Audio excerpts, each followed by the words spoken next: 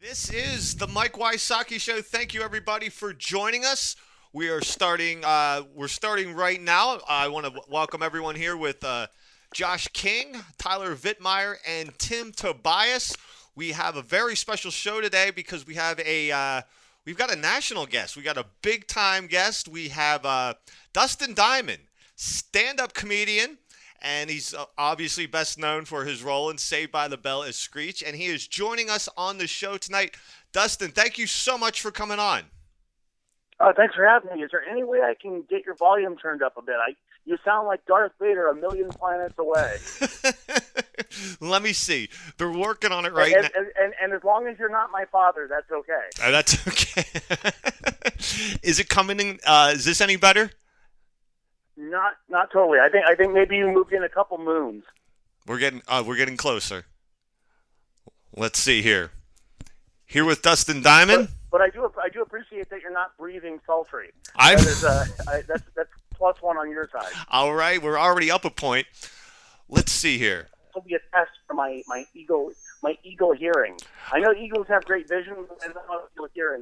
We're going to test this and put it up for debate. Okay, we're going to start. Okay, well, you got your first break in show business around the age of 8. Tell us what was life like before being famous. It was much like being a 7-year-old. Really, it was.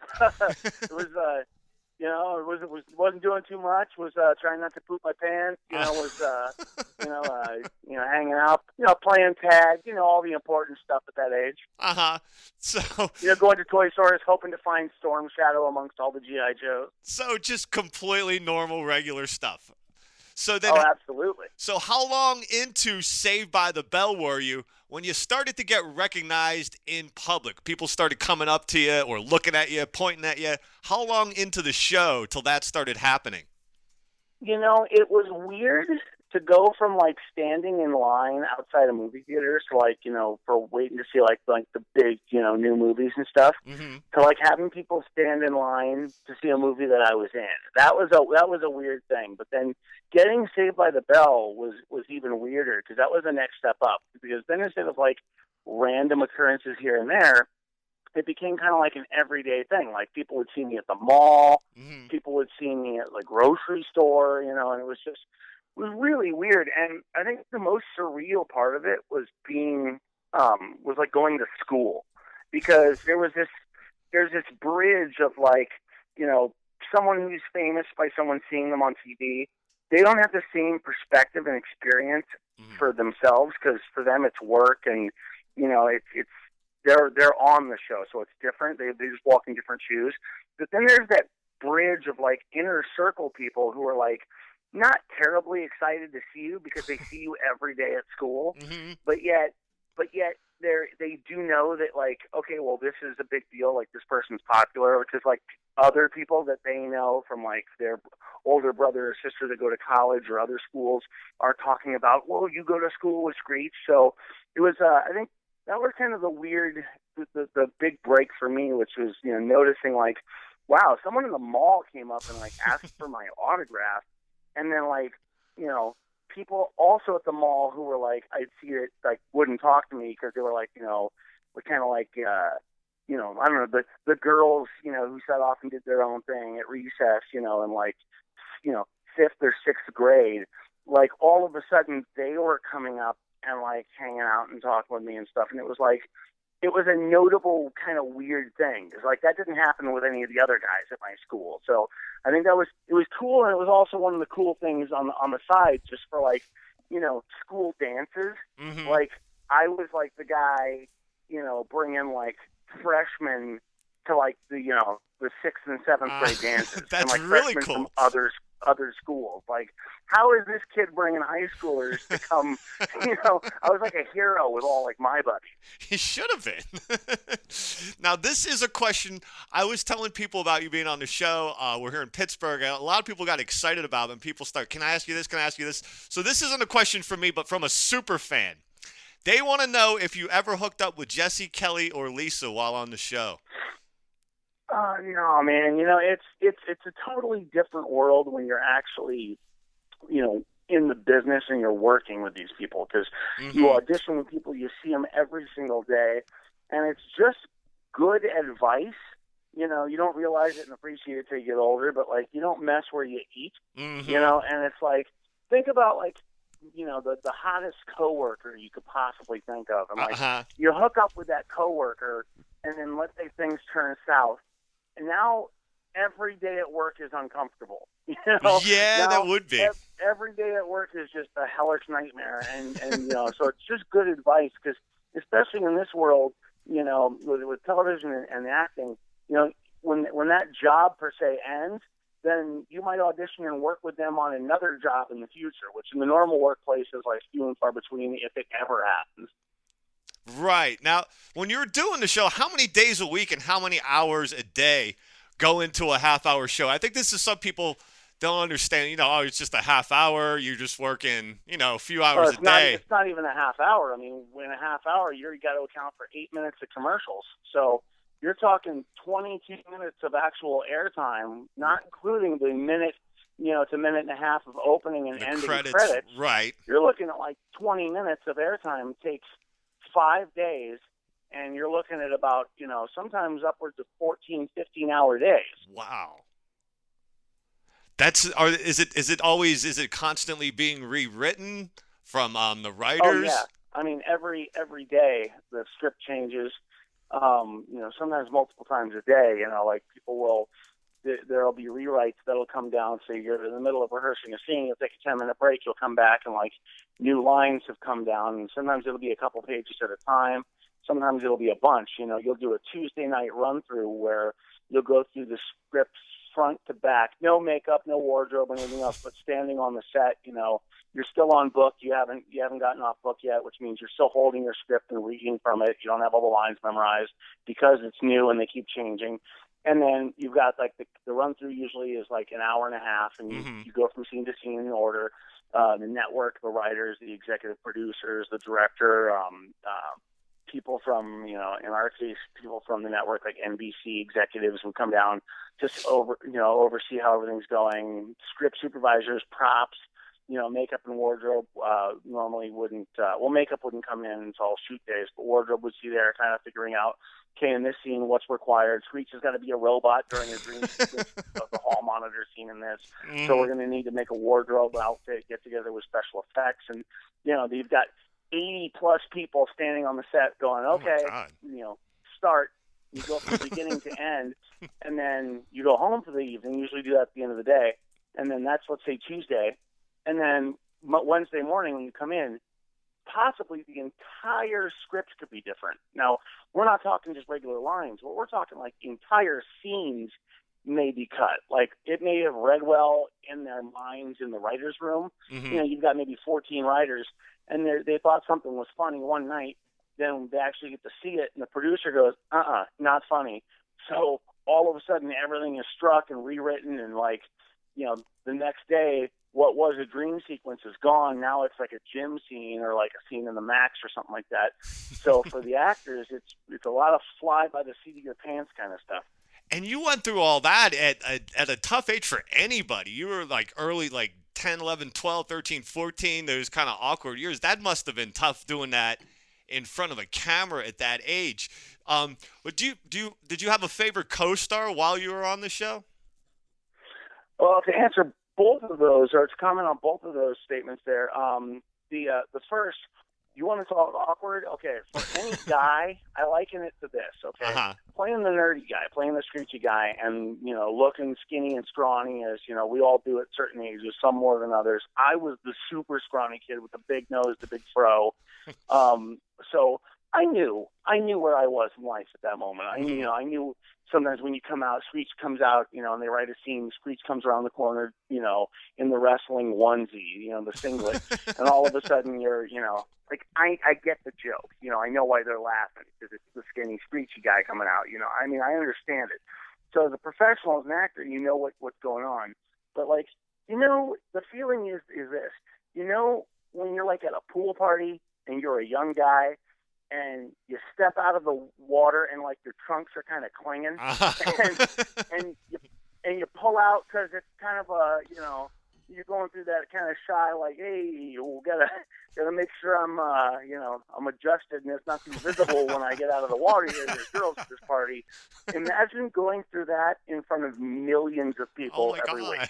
Oh so God. that's and without being able to, like, tug on the base of the pants and kind of stretch everything out and make sure you're looking your Sunday best, when you get out of the pool. It's kind of like that, like, and not just that, but like, okay, that was great. We're gonna redo that scene, and then having to do it all over again. Like that's Oh my that's God. to address the first part. For the second part of it, I gotta say, Mark Paul Gosselaar, who played Zach.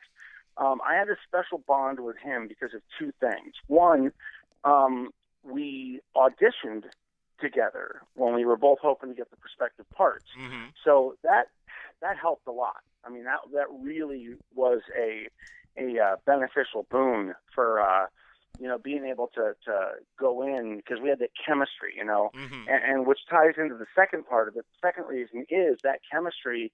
The straight man and the comic man, that straight man comedy duo has been together since the dawn of time. Right. And of course, like Three Stooges and stuff play, the goofy role all across the board. But usually you have the straight guy and he sets it up, the comedian knocks it down. And, you'll find that in your Laurel and Hardy, your Abbott and Costello, countless comedy duos go on where you have, the guy who plays it straight, who doesn't ham it up a bunch. Mm-hmm. And you got your comedian guy who does ham it up, hence the straight man comedy duo. And so, when you have the benefit of having that, chemistry and having it work the way it's supposed to where, the jokes and the timing and the flow kind of effortless is just magic on its own.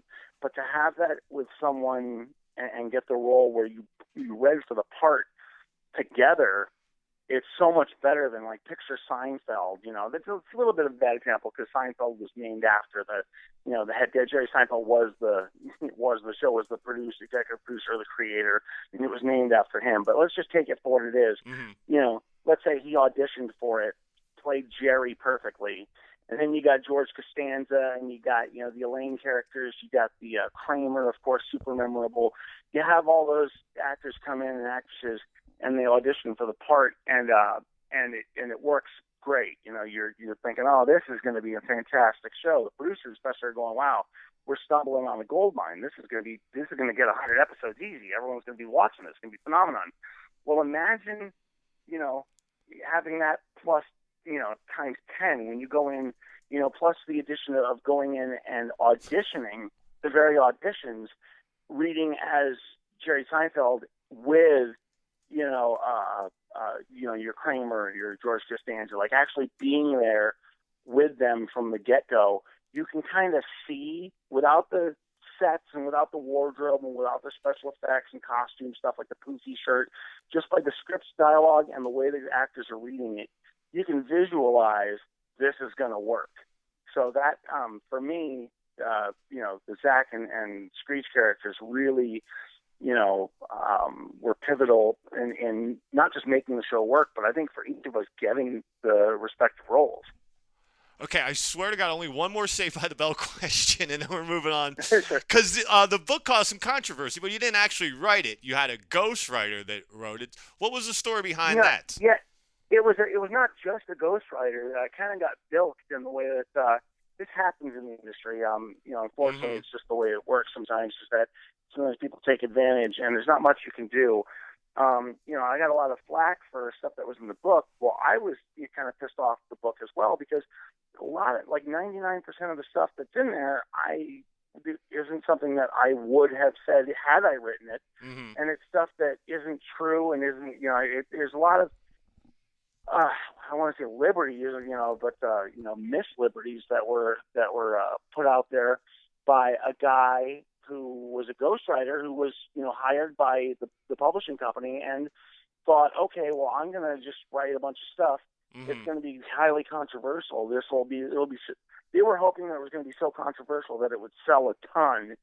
And they didn't really care whether it was true or not, because it was a French-Canadian publishing company that folded and just up and, filed bankruptcy and bounced, when the thing was done anyway. So there was really no way to go after them. Mm-hmm. There was no way for me to like sue them and go after them and say, hey, this isn't making me look bad because it's got my name on it. And also, there was just no recourse for anybody. I mean, it was a complete misrepresentation from what it was supposed to be. And unfortunately, as much of a shame as that is, I got kind of left out there with egg on my face because, like I said, it had my name on it. But completely, there's a small percentage of fact in there, and most of it is just like nonsense. Like I described, I think the most accurate thing in there was I described in my first conversation with the ghostwriter, I described on the phone what it was like in detail working on the set, how it all worked. For people who don't experience this, what the boom and camera operators are like, what it's like, how many hands are in the cookie jar to make this thing work, and that was pretty much kept to truth. I mean, and as far as I saw in the book, everything else around it was just garbage. I mean, there were references to people that like the term douche nozzle was used. Now, while I think that's a funny term, it is. I've never called anybody a douche nozzle in my life. And in fact, until I had read that, I had never heard of that word. I just found out about it a couple years ago. As pissed off as I was, I still jotted it down because, like I said, it's still a funny word. Right. But I had never, there are people that I worked with that I'm sure were pissed off and were saying, what kind of dick is this going out and writing these horrible things? And yet I didn't write them. So it's, unfortunately, there's not much I can do at that point other than just, trust that people in the industry, have been in the industry long enough to know better. It's kind of a be careful what you wish for thing. It's like some people want to be famous so much. Well, yeah, but, once you become famous, everyone else who wants money and wants fame too try to live vicariously through you and will do things to take advantage of it. Mm-hmm. And they don't have to pay the price as much because they can put your face in the firing line, and so right. If it goes south, if it goes the way of the dodo, they are never seen. They abandoned ship.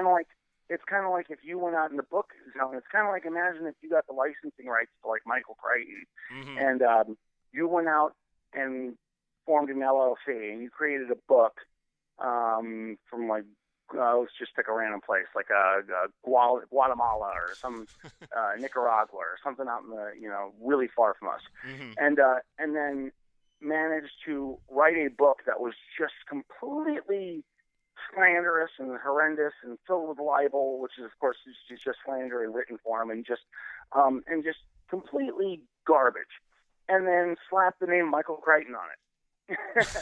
and if it goes south, well, you just fold the company, disappear, and no one can come after you. You made all the money from it, and mm-hmm. Michael Crichton is left standing there going, hey guys, wait a minute, look. It's kind of, it's showbiz. Right, yeah, I know, that's how it goes. So besides acting, you've been in a band, you got involved in pro wrestling, and you do stand-up all over the country. If you could pick one thing, which one would it be? Oh, man, if I could only pick one thing, I'd have to tie myself to music. I mean, music's number one? Unfortunately, there's not a lot of money in music sometimes. No. For some people there is, for some people there isn't. But for me, music is something that's always been a part of my life. It'll never leave. Stand-up comedy is something that I love as well. Acting is something I've done more than half my life. I mean, I'm 39 and I've been acting 31 years. So it's, wow. I mean, it's something I know very well, but yet, if I were on a desert island, by myself, I wouldn't be telling jokes to myself, right. And I wouldn't be acting for myself, but I would still be playing music for myself. So that's an easy one. Good answer. So, but to stand up, who are some of your favorite stand-up comics?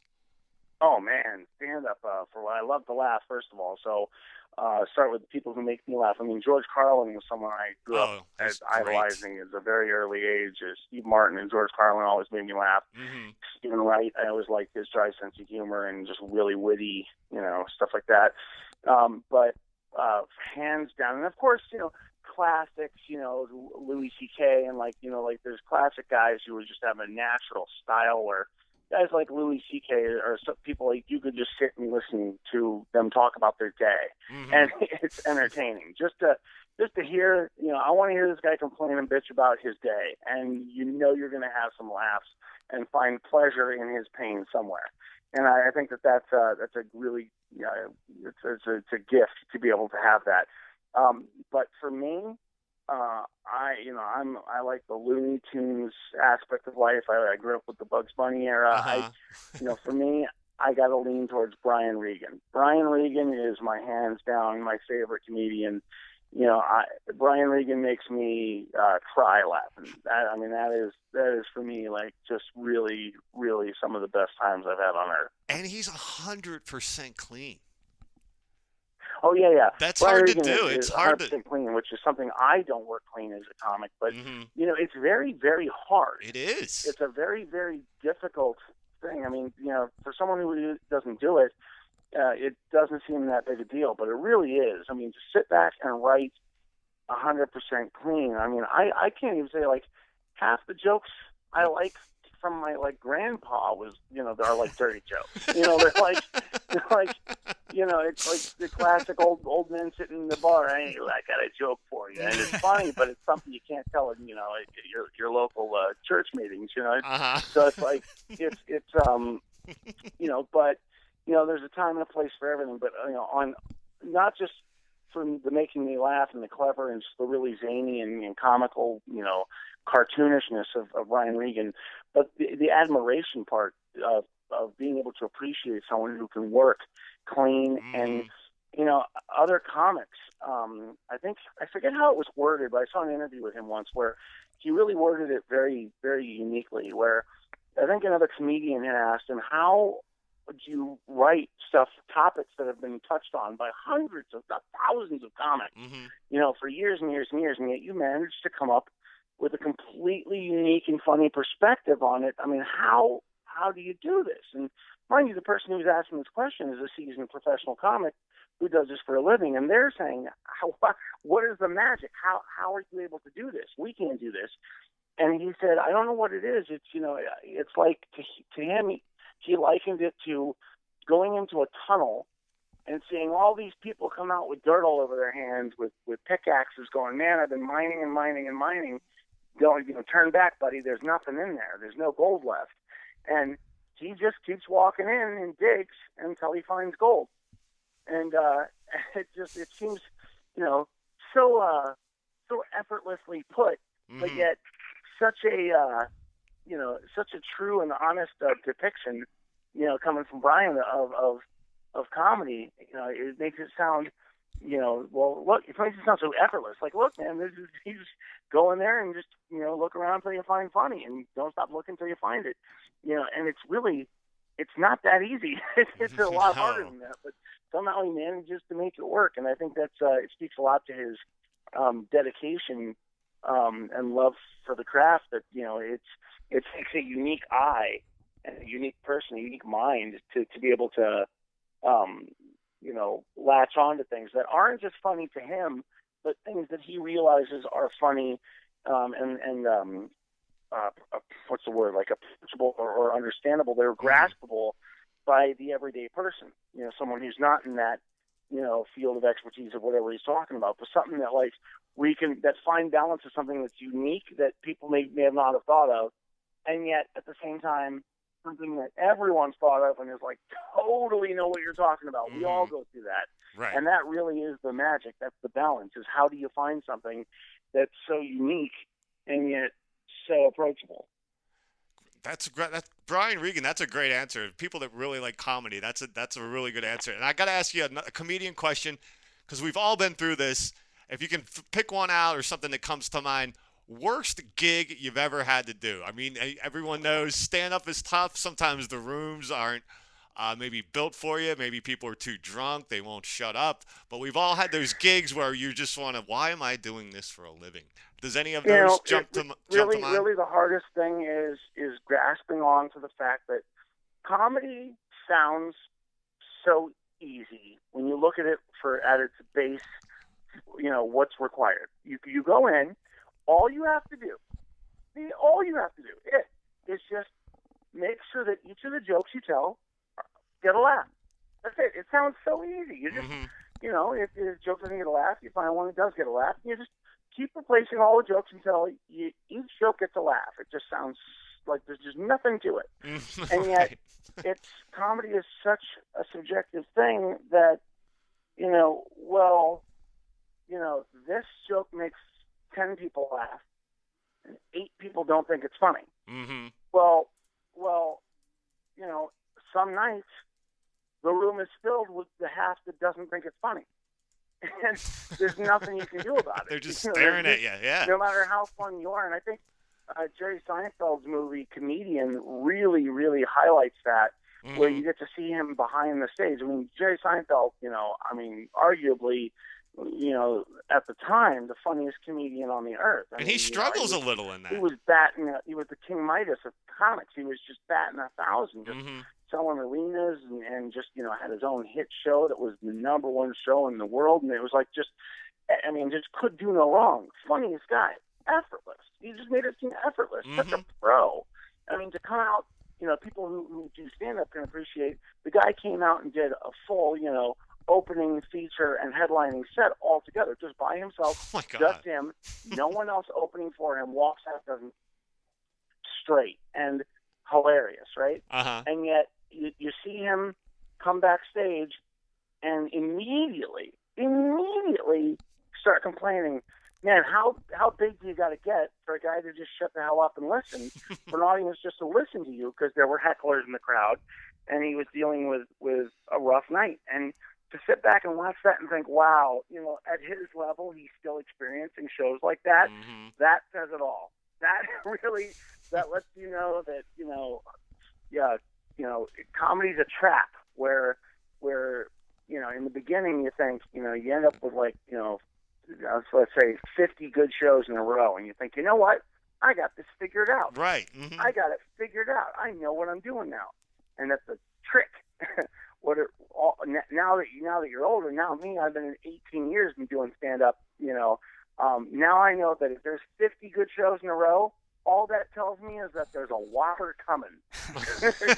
There's a whopper coming around the bend with my name on it.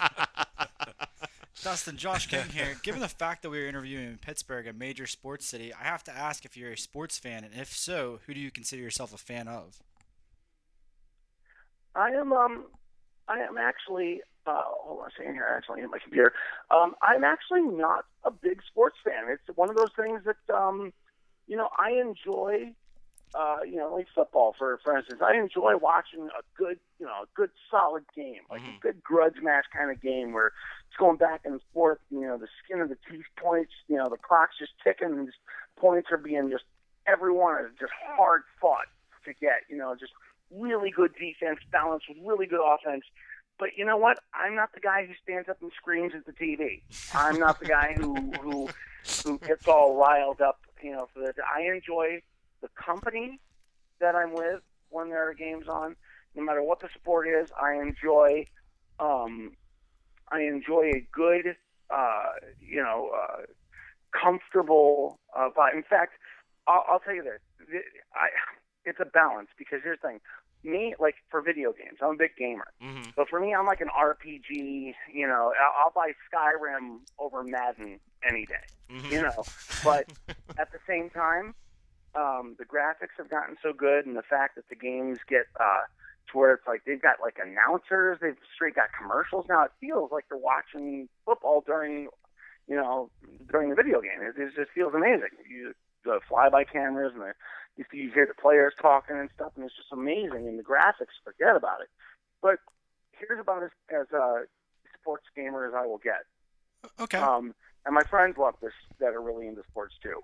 You have the good movie theater room, the good audio. I'm an audiophile and a videophile. You get the good audio video setup, the huge screen, 4K, the ultra def, the surround sound, 9.1. You get everything, the flush speakers in the walls, the dope setup, and you get the nice smorgasbord of stuff out, and the turkey sandwiches. You get the full deal that every snack you could possibly want, every drink you could possibly want, and which is like Super Bowl Sunday. no matter what day it is. You get it all set up, right? Mm-hmm. What you do is for all your sports fans, I've been doing this for a long time, and it gets better and better and better as the gaming graphics and qualities get better, is that for a while, Madden was the only one that did this, but now I think there's most games will have this option. But it's the option that's the make or break. What it is you have to have the computer have to be able to play itself. You get friends together, and I've done this for a long time, where you get them together for the off season, where there's no good football, nothing on, and then what you do is you set up like a series of games, however you dictate how much time you want these people in your home, and you have a game day where everyone gets up. They can play, gentlemen's bets if they're, real gambler types, depending on where you're at. You can, you could throw some more stipulations on the line. Everyone gets together, has a great time. They drink, they laugh, they have some food, play some bets, and you don't have to pick up a controller. You let the computer play itself, and you don't know how it's going to be. Hence the betting. You don't know how it's going to turn out. And the graphics have gotten so amazing, it makes it like a fun game day, even during the off times. And my friends totally enjoy that, especially the sports fans. They're like, for a guy who's not a huge sports fan, you really do it up right, on your sports parties. Dustin, we just got two more for you. Best thing, worst thing about fame. About fame? About fame. I'd say the best part is usually the perks. I mean, they're when people see you and they like you and they love you, there's in general in life, it's a good feeling to go in somewhere and just be accepted, for everybody, to be able to walk in and just have someone, hey, you know what? I dig you, man. Come on in. Hey, what do you need? You got anything? Anything you want, we got it for you. And it's just that immediate, the feeling of love and acceptance is great. And, you get those perks in various ways, and sometimes you go into a nice restaurant and hey, you know what? We're going to get you a nice table. You got a nice date with you. We're going to set it up. Hey, I love that show. Name something. We're getting a nice bottle of wine, nice dessert, on the house. What about sometimes those perks is just amazing, and it's that Not feeling bad. is tremendous. On the counterbalance to that is the yin yang of it all is that for people who don't like you for whatever reason, they really let you know too. and it's a weirder, louder kind of anti-love, because for internet trolls, let's say, I have a load of trolls out there. They're terrible. For as much love as I get, there are a lot of haters out there too. And the thing is that you look on the internet, you can see it like crazy, and everybody experiences this. Saying this just makes it 1,000 times more loud and worse in that way. Is that when I think Howard Stern, to me, said it best. He said, the people who love him will listen to about, an hour and a half out of his 3-hour show. The people who hate him will listen to all 3 hours. Right? Mm-hmm. People like to get themselves worked up. It's the weirdest thing in the world. But the people who love you don't post 10 pages on the internet about how they love you. The people who hate you will post 10 pages per each of their 10 websites about hating you. It's a weird thing. It really is. Dustin, Pittsburgh is becoming a major powerhouse in the film industry. That being said, what are your thoughts on Pittsburgh, and what are your future plans for acting? What are my thoughts on Pittsburgh? Yeah. Well, I do have some advice. You need to finish the construction. I think That's true. For as many times as I've been through Pittsburgh, I think the construction, it should be complete by now. I think whatever work is being done, it should be done, and I think everyone will be happy with that. On a side note, I do need to mention that even though I live in Packer country, I am a Steelers fan. You just endeared yourself to everybody. I got to meet Jerome Bettis before he retired, and just was really, really, really excited about that, and grabbed my own terrible towel way back in the day. And even though I'm a huge sports guy, but I was pretty beside myself at that point. And to bring home 5 rings, it's just amazing. And but I will say that I have not been to the Berg enough. I'd like to come back out. I'd like to have some time out there. I like. It's a weird thing to say, but okay, my family is from the Bronx, New York. Mm-hmm. It was kind of a rough town, kind of a rough neighborhood. Definitely. And you hear about all these different parts of the country that the area makes you tough. It makes you you're strong if you're from that area. And I think Pittsburgh's one of those areas. It's one of those areas where you get a good, solid, quality person, that comes out of there. You know what you're getting, you know where you stand, and that's becoming such a rare thing nowadays, this wishy-washy world. And for me, especially with my comedy, I like to interact with the crowd, and I like to know where I stand with my audience, and I like them to know where they stand with me. And it just feels so good when it's like that. And so I have a good love for Pennsylvania in general when it comes to that. And for acting, oh hell yeah, I'd love to do some more acting, especially around there. Just to be able to get in the nitty gritty of it all, and just to have like some real, if you want to do, the lush environments, you got it. You want to do the gritty street environments, you got it.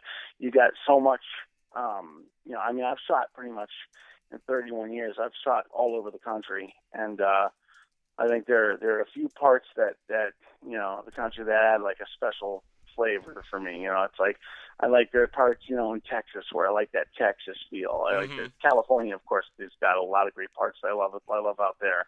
New York has a lot of great feel for both lower and upper state New York. And this Pittsburgh has such a unique feel all on its own, and I have not gotten to shoot much film work or television work in Pennsylvania. So I think that'd be a lot of fun to go out there and do it. So it's definitely on my bucket list. And let us know anytime you're in town, Dustin. I do stand up. I'd love to do a show with you. And we want to thank you for doing our podcast. Anything to promote, any appearances, and where can your fans find you on social media, or do you want to hide that from the trolls? Social media, I've been kind of dipping quiet for a while, but I'm going to be getting back into it. I've been doing my friends. Everybody says I got to get into Instagram. I just haven't done it yet.